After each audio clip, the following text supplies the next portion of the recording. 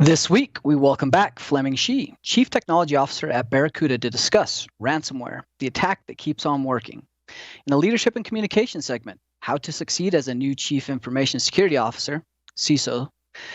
Lead by example, what Army Special Forces can teach us about leadership, how to take risks and conquer fears, and more. Business Security Weekly starts now. Security professionals by security professionals. Please visit securityweekly.com/subscribe to subscribe to all the shows on our network.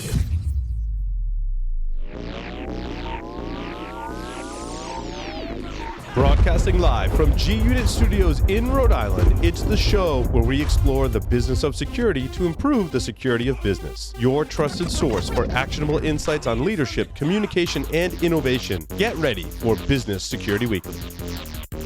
Files are the lifeblood of business, and your employees will open the files they need to do their jobs, whether they're safe or not. With Votiro, your employees will only open files that are safe. Votiro applies zero trust principles to files and sanitizes every incoming file for your organization. Known and unknown threats are removed instantly, and the file retains full functionality, so your business is safe and productivity never slows down. And it's not just for email. The Votiro Cloud API works on web downloads, file uploads, cloud apps, FTP, and content collaboration portals. Learn more at securityweekly.com/Votiro. How do you win the race against risk and safely lock down your cloud data without hiring an army of administrators? Introducing Least Privilege Automation, only from Varonis. Varonis eliminates data exposures while your employees work and while they sleep, making intelligent decisions about who needs access to data and who doesn't. Our cloud-native solution analyzes permissions and sharing links, monitors access activity, and classifies sensitive data. Because Varonis knows who can and who does access critical data, our automation safely remediates risky links and permissions. Learn more at securityweekly.com/Varonis. Welcome to Business Security Weekly. This is episode 301, recorded on April 10th, 2023. I'm your host, Tyler Robinson. Joining me remotely are my co-hosts, Jason Albuquerque.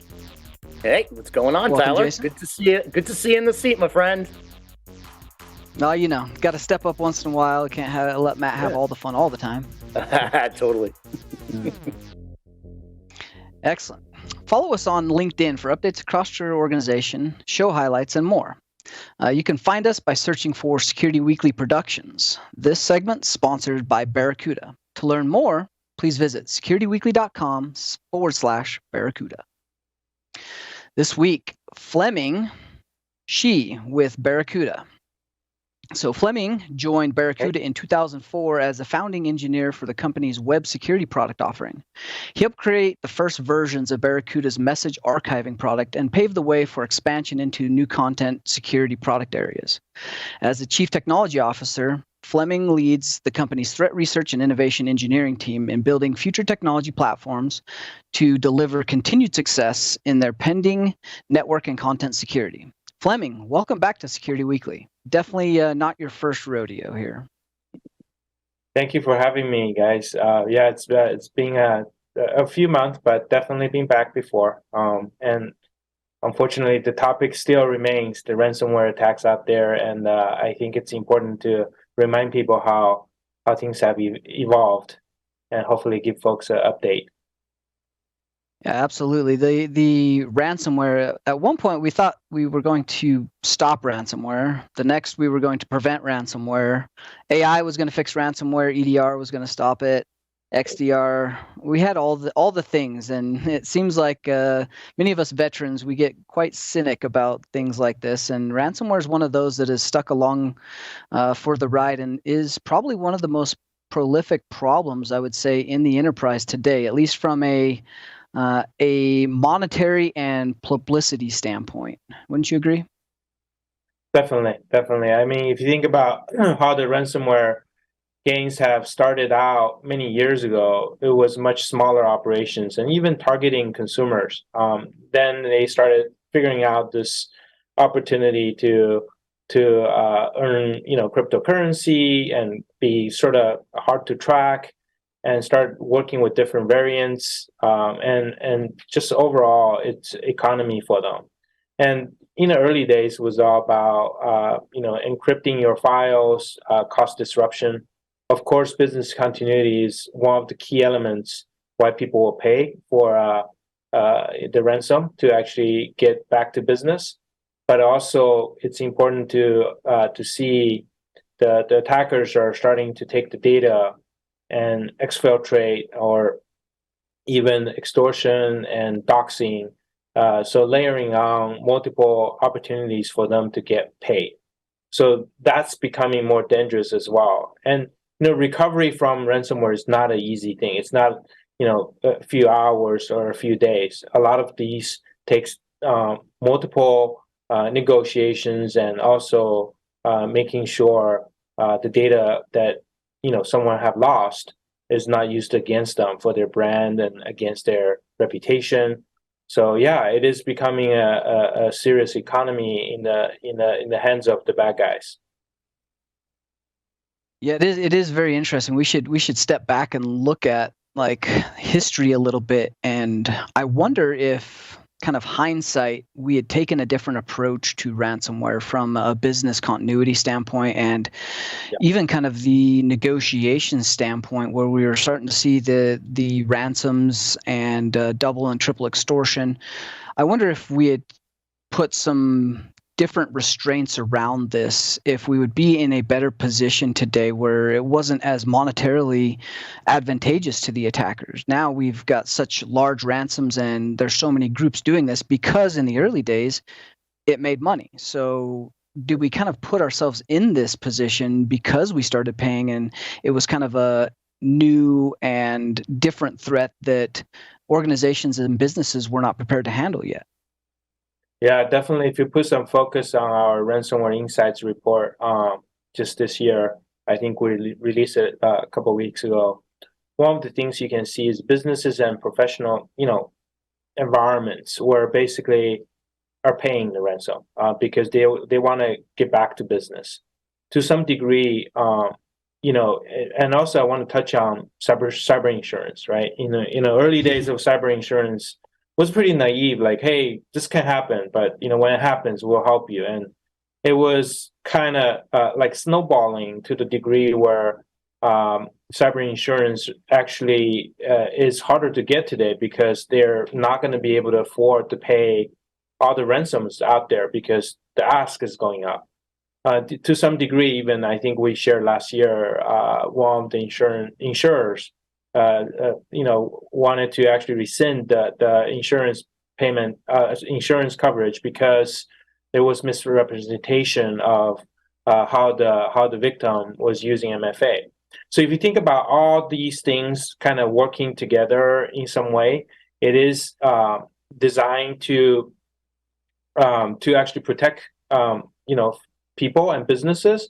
Unfortunately, the bad guys have taken advantage of it. And as I mentioned in the report, like over 70% of the organizations we surveyed in that report have been hit in that mode by ransomware. Also, more than 35% or 38% of those folks have actually been repeated victims. So it's unfortunate. It's the state where we're at right now. But I'm also encouraged there is a step up, by the Biden administration to improve the cybersecurity posture of applications and basically software in general to make sure we safeguard the usage of these applications and obviously the data that's transmitting.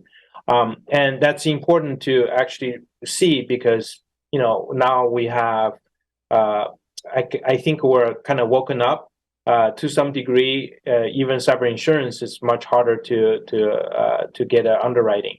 So in general, I think it is shifting. Unfortunately, still, I think the bad guys have advantage because they have taken a lot of breach data in the last, many years, last decade in all. And what I'm thinking is we have to be prepared to actually be hit by a ransomware and really understand your operational process and challenges in recovery, so you don't actually become a more severe victim. But it is possible.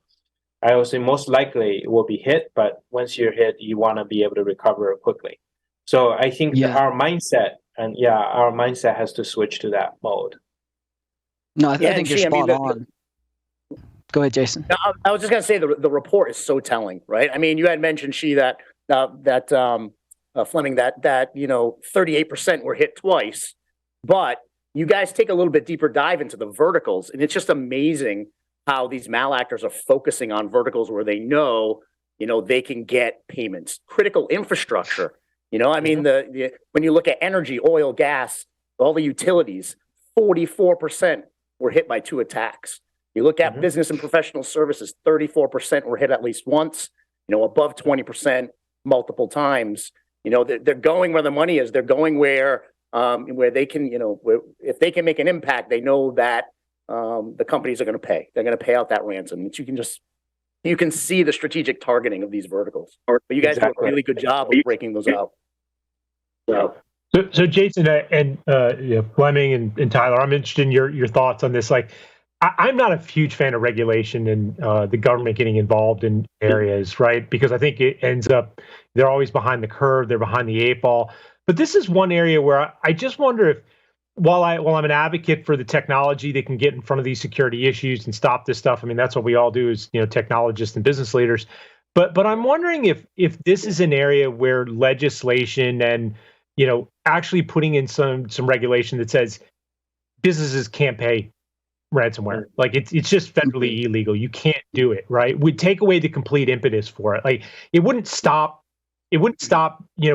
bad actors, bad state actors from doing things that would essentially be the same as ransomware, but it would take away the monetary value from it and say that, if a business legally can't pay you, then does the ransomware problem go away, right? Does it remain then as an espionage act or an attack, but it takes away 90% of it, where it's really based upon the fact that companies will pay, right? I think that's the general problem. I'm interested in your thoughts on that. Yeah, I mean, I 100% agree. I think it's the only way. Yeah. Welcome, Ben Carr. Thanks for coming today. We did not get a chance to introduce him. He was a little bit late, but everybody, Ben Carr dropping the mic as he steps in. Yeah. No, I agree with you, Ben. I think it's honestly the only way to drive the behavior, right? Is to legislate. I've had way too many conversations with CEOs and CFOs who say, when the stuff hits the fan and I have a choice of my business running or paying this ransom, I'm paying the ransom so I can get my business up and running, knowing the risk of the decryption key may not work. They may not actually get the outcome that they're looking for, but they're going to take that risk at the end of the day. Yeah. So I honestly think it's the only way to drive the behavior.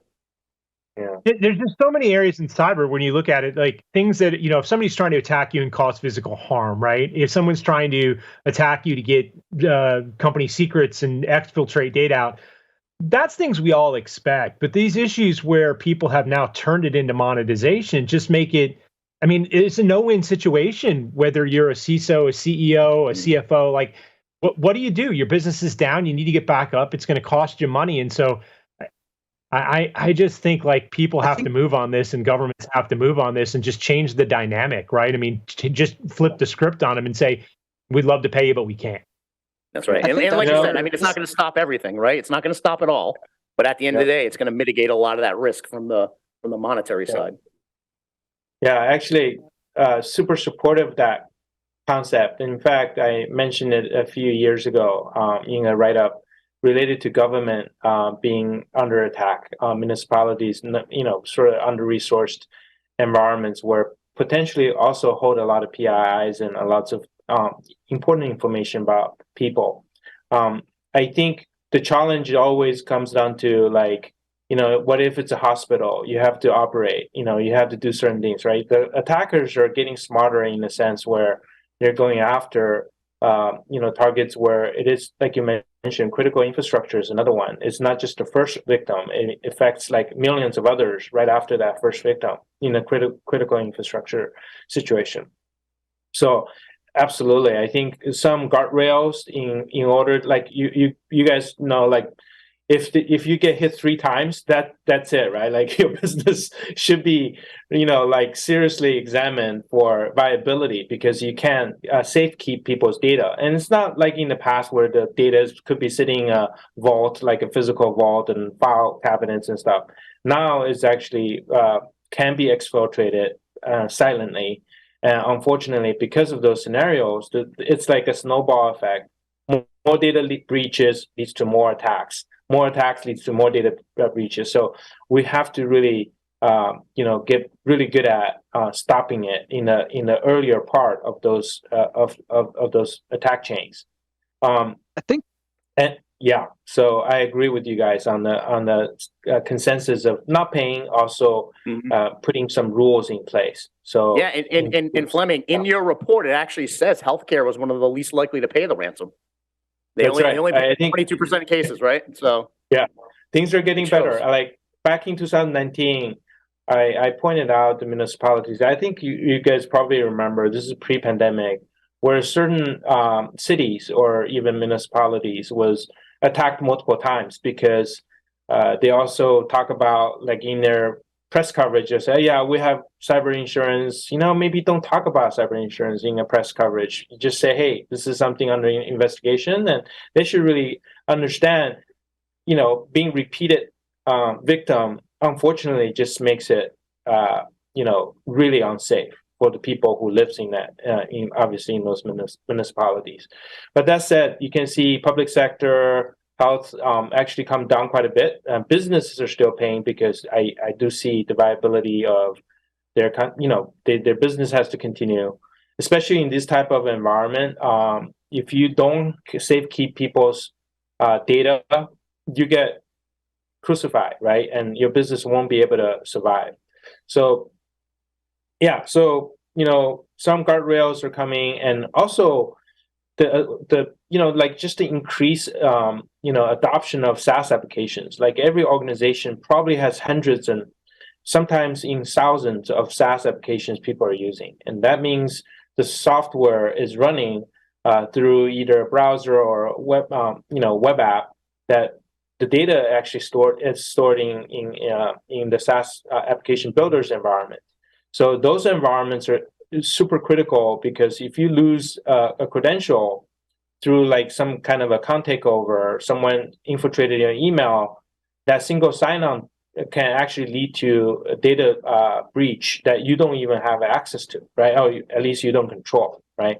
So if you look at the whole gamut of all the attack surfaces, it's important to understand the scale we're dealing with in the future, and it's important to really kind of step up in defenses and detection and response. Yeah, I think that's where cyber insurance really shines, right? Like, I think this is where we've gotten to the point that cyber insurance has the capability, and it is one of the few apparatuses within inside of a business that has the capability and the authority to force companies to become better. I think taking it to legislation, while I agree from a practical standpoint or from a theoretical standpoint, that makes a lot of sense. We can force no payment. I think the better way to go, though, is around the cyber insurance. They've already enforced this in order to do business, to have procurement, for contracts.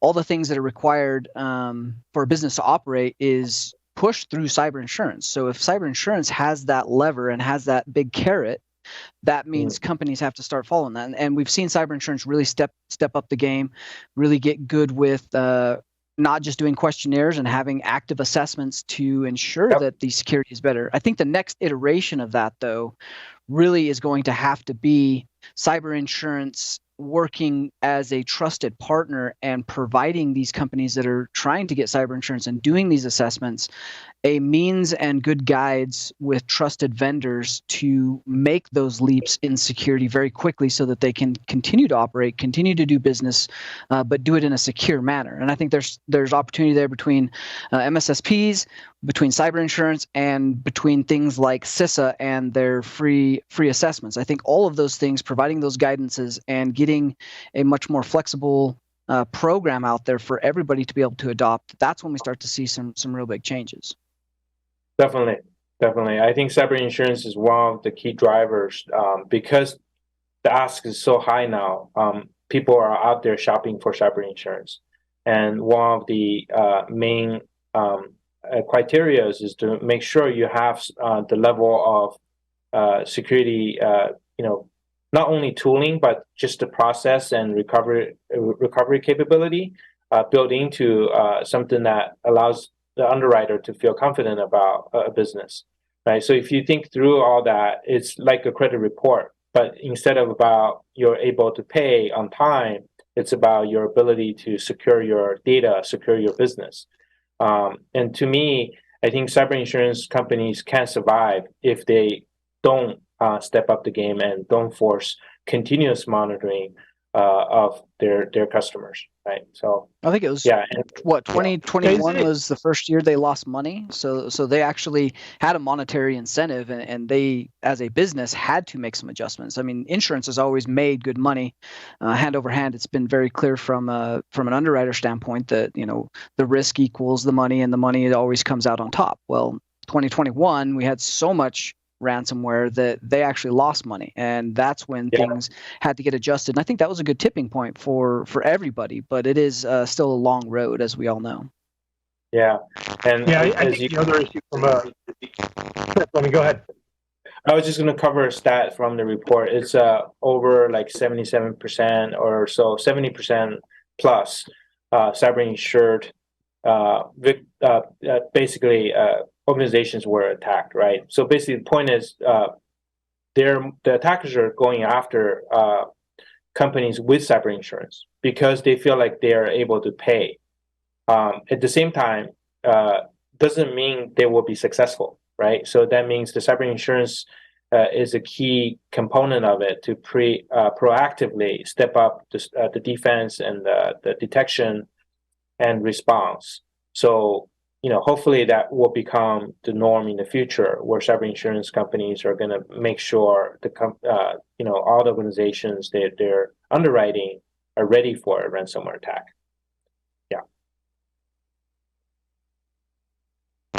Yeah, I was just going to comment that you made the reference comparing it to a credit rating, and I think the one interesting thing there is a credit rating is, I don't know if I'd say real time, but it's much more periodic than a one and done kind of assessment, right? Which many cyber insurances are based upon an assessment that somebody does at one point in time, and then they go on, right? And so I really think the change and the shift in the insurance side needs to be a constant assessment, updating and feedback from the tools that a company is using to give an actual value that the actuarial tables can actually reference, and the assessors can look on an ongoing basis to say, we not only saw you at this point in time, but we saw all of last year. And so as a result, your premiums are going to either go up or down based upon how well you're actually doing things, not how well you're telling us you're doing things. Exactly. The continuous monitoring is a key component for the future for cyber insurance underwriting.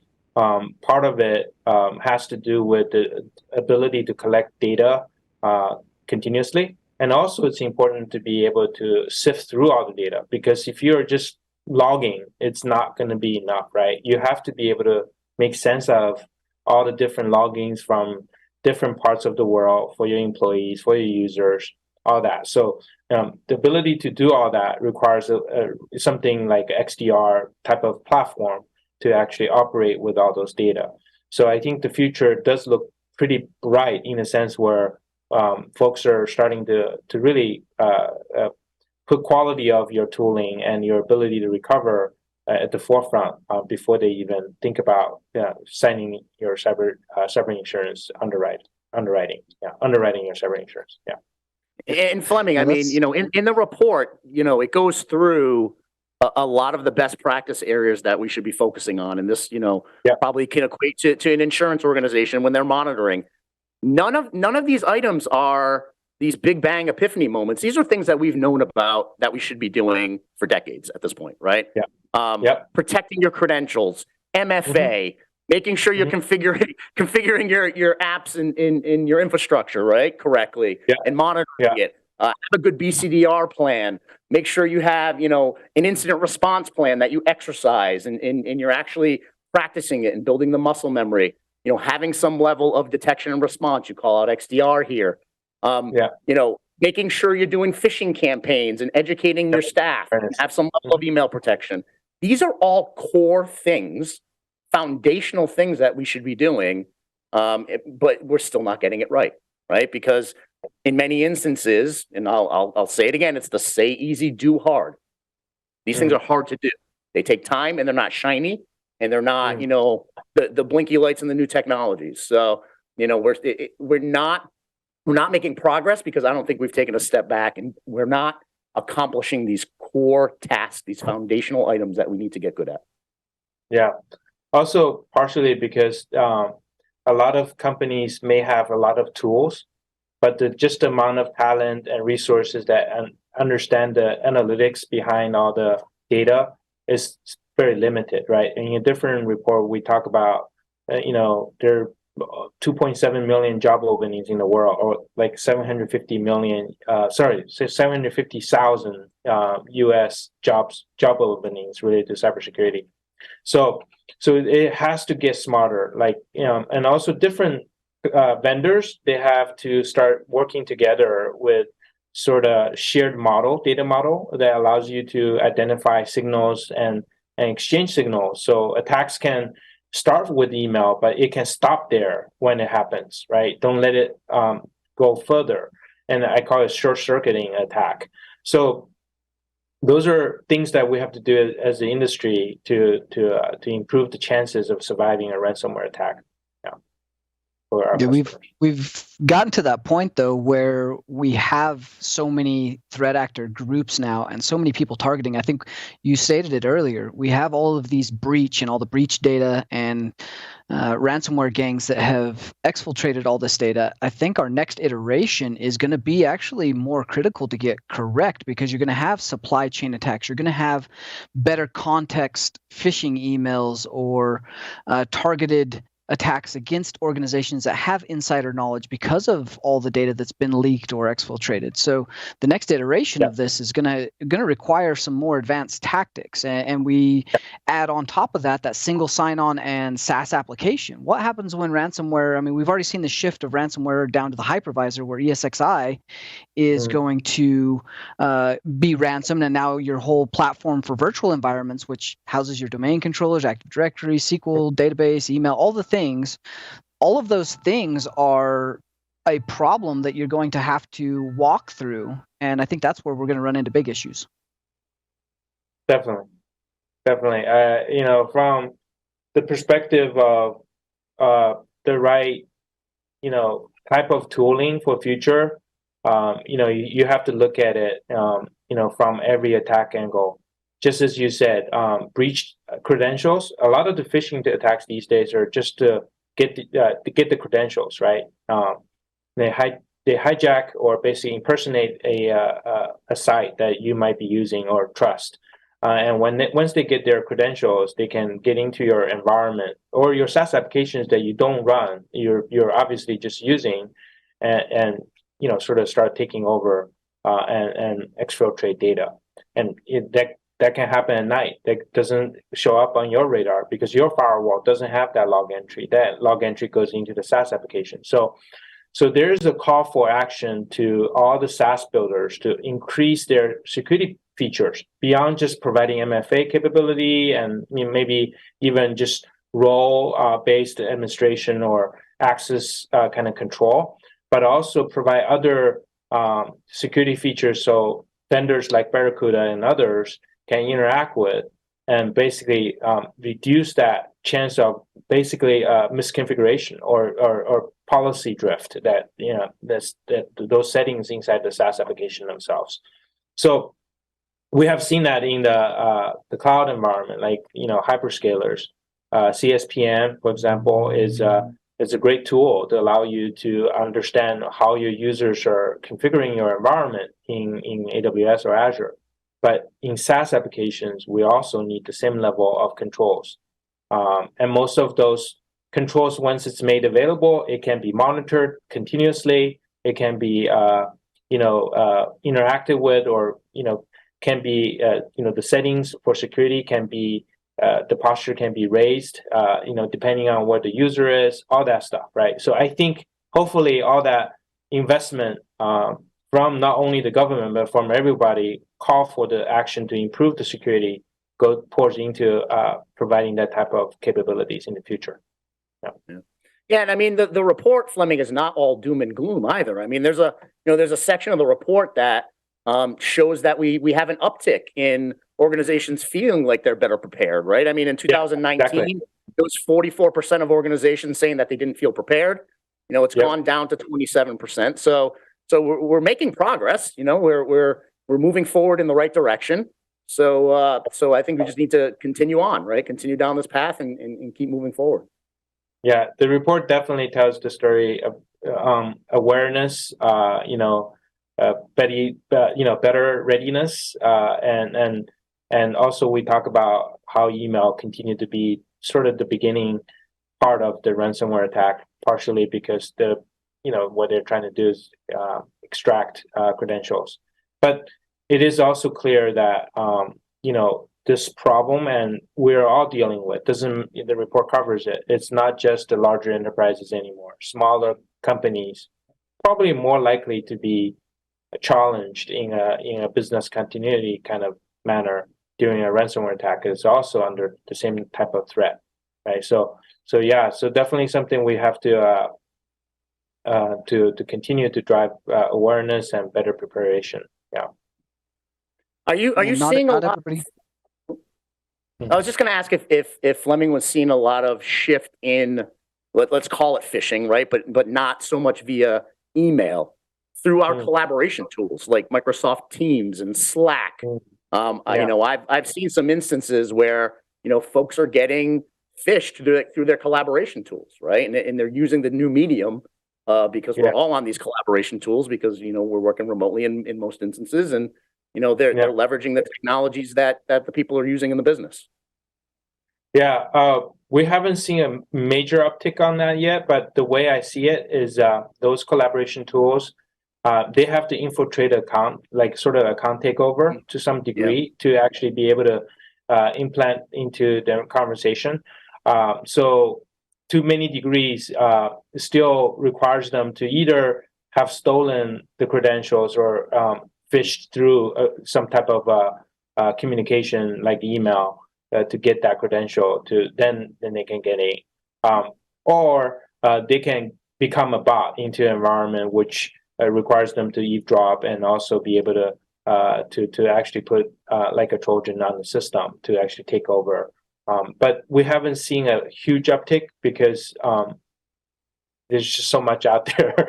That's we gotta clear those, and we'll see where the next frontier will be. Yeah. So Fleming, before we go, give us your 2023 kind of advice or I wouldn't say prediction, but your advice and kind of the next iteration of what we need to be looking for and being prepared for as a business. Yeah, this is really important to realize. The attacks are going to come. As you can see through the report, it's over 70% folks are already being hit. So really understand the concept of RTO and RPO, the recovery time objective and point objective, and really exercise it. It's not just about backing up and restore your files. It's about the full circle of dealing with ransomware. The initial communication you have to prepare for to the degree where you will be down, during that time, and what is the actual time you need to recover everything you need to recover so your business can continue. At the same time, have a strategy for cyber insurance early so you can get the best underwriter and basically the trust between your insurance company and yourself by providing most comprehensive information related to your tools, your process. As I mentioned, RPO, RTO will come into the conversation because that's what they want to know, whether your business is going to survive or fall, right? So those are important things to immediately consider because as we always see with ransomware, it's constantly happening. It's no longer about scaring everyone. It's really about how to prepare for it. It's just going to be a storm that you have to face. So I give you one example, the banking scenarios out there, all the problems with the failed banks. Be prepared to train your users about potentially bank-driven attacks, right? So just be very conscientious about the modern or more current events that could be weaponized by the bad guys. I'll leave you with that right now. Yeah. Excellent. Well, Fleming, thank you for joining Business Security Weekly. If you want to learn more about how to protect your organization from ransomware, please visit securityweekly.com/Barracuda. We'll take a quick break and then cover the leadership and communication articles for this week. Thank you, guys.